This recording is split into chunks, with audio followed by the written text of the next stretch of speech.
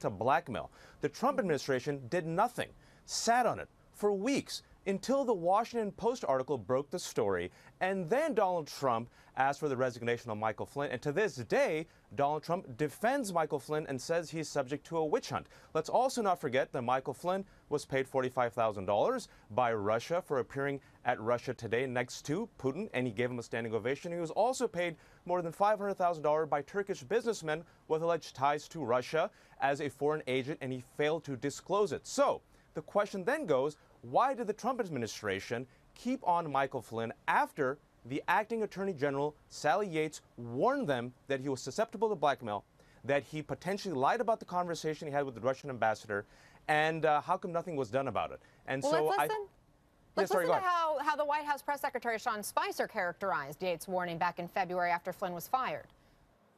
So just to be clear, the acting attorney general informed the White House counsel that they wanted to give, quote, a heads up to us on some comments that may have seemed in conflict with what he had sent the vice president out in particular. Ben, sources are telling CNN that isn't quite how it went down, according to Yates. The optics certainly aren't good if it looks like the White House wasn't being honest or transparent in front of the American people. Is this a problem for the administration? I think this is much more of a problem for General Flynn than it is for the White House, because it seems that General Flynn's the one that probably ended up lying to multiple people, including the Obama administration, about speeches that he did even when he got security clearance from them in 2015 after doing speeches in 2014. So I do think that this is going to be a real issue for him, and it should be. I don't care who you are. If you're in politics and you lie on government forms about where you've been taking money from and who you've been working with, you deserve to be in trouble. And if that does seem to be the case, then I think General Flynn should be in trouble. Now, let's also say this about the White House. Why would the White House sit and wait, though, if they were warned so strongly? I think there's two things here. One, when you have an acting attorney general at the time that you're referring to here that obviously had an axe to grind with the Trump administration, who obviously did not want them in the White House, you're going to take that with a grain of salt. The second thing is, I'd love to see what she actually says tomorrow, because it's very clear that she hates this administration and refused to step down when she was asked to step down, which is normal protocol. A lot of people have made a bigger deal out of Donald Trump being forced to fire this individual. Remember, Bill Clinton fired every acting attorney general when he came in. It was very normal to say, give me your resignation. I'm bringing in my people. She decided she wanted to be a partisan political and not serve at the request of the president or serve at the new administration or walk out in a classy way. So this is her, I think, if anything, making more of a name for herself. I want to hear what she has to say.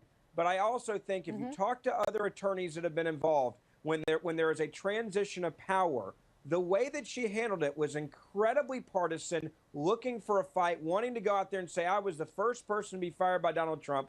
It's very clear she can't stand this administration. She has an axe to grind. So with what she says tomorrow, I take it with a pretty big grain of salt as well. Okay, so Wajahat, does Sally Yates have an axe to grind, and could that impact her testimony? It's everybody's fault except the Trump administration. Have you noticed that, Anna? And have you noticed there's a lot of Russian smoke around the Trump administration when it comes to Russia? Let's not forget Acting Attorney General Jeff Sessions has also recused himself because he also lied about having conversations. And have you also noticed that Acting Attorney General Yates most likely will say tomorrow that, as Acting Attorney General, I warned the Trump administration, and then the Washington Post echoed that similar story. And if Donald Trump is defending Michael Flynn, why didn't he stick up for Michael Flynn? Instead, what he does is he asks for his resignation. Let's be honest, Ben. If you care about national security, be morally consistent. Be morally consistent about this nation. Have an independent investigation. This is shameless. This is shameless. Finish your thought, Wajahat, and then we'll let Ben respond.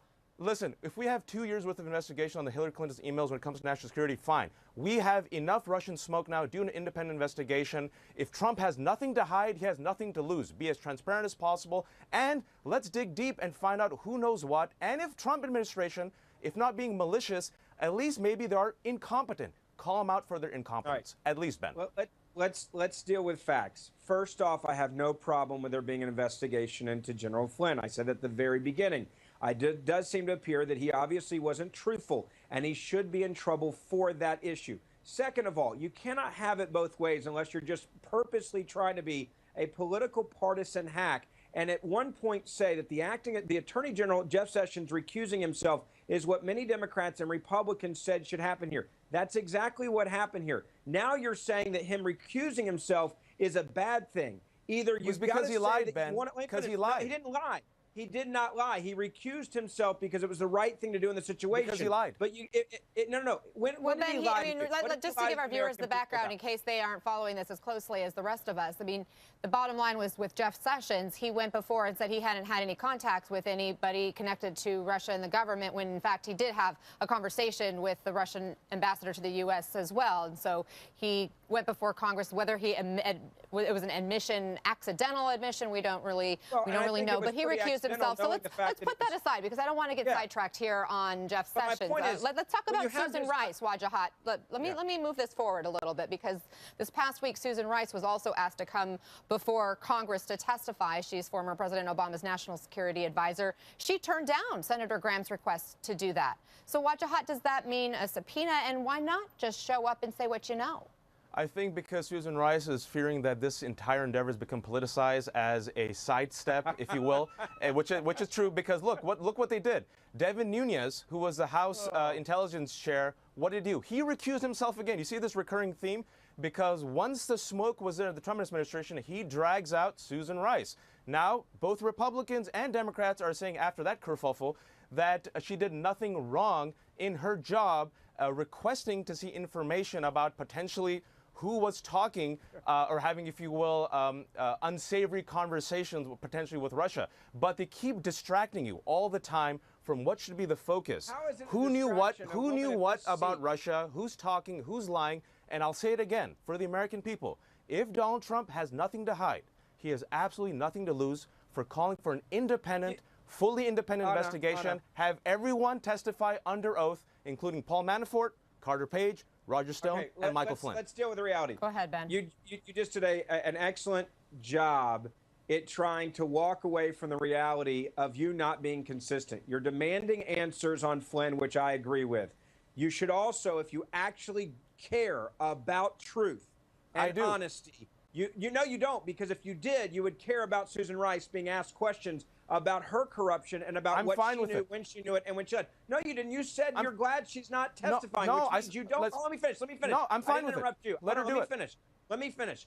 You just said a moment ago that you said this is a smokescreen. Truth is not a smokescreen. You either have to be consistent in what you believe in and apply it to both parties involved, or otherwise that's just being partisan. I think both people are important here. General Flynn is important here, so is Susan Rice. But for you to act as if Susan Rice, one, is somehow not relevant to this. Two, that she hasn't lied about multiple things and been busted for them. Three, that she's done things that are Ben, let's make sure we stick to the facts here when you accuse somebody of lying about multiple things. What did she get busted for?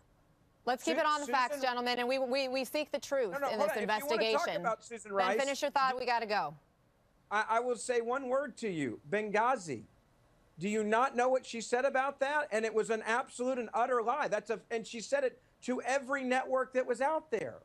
That's undisputable. Final. If we had open investigation about Benghazi and Clinton's emails, great. For national security, let's have open, transparent investigations. Bring them all in under oath. Let them testify. Well, all right, we'll leave it there, gentlemen. Thank you very much. Ben and Wajahat, passionate debate. We always appreciate you bringing it to us and to our viewers. We appreciate you both. Thanks. We want to...